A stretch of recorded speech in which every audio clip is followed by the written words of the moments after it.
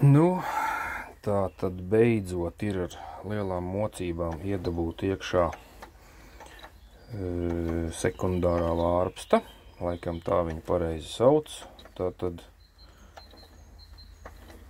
output shaft, transmission output shaft, tā viņu sauc. Nu, tad lūk, pirms jaukšanas ārā tika izmērīta spēle, aksiālā spēle, tātad kustība uz turienu un atpakaļ, šurtai vārpstai, ja? Un samērīts tika 500 daļas.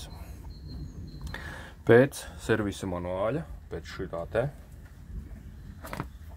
tika izlasīts, ka maksimālā spēle, kas drīkst būt, ir 500 daļas, bet maksimālā uzspīle gultņiem šim koniskajam un šim koniskajam ir jābūt 0,13 līdz 0,2 mm.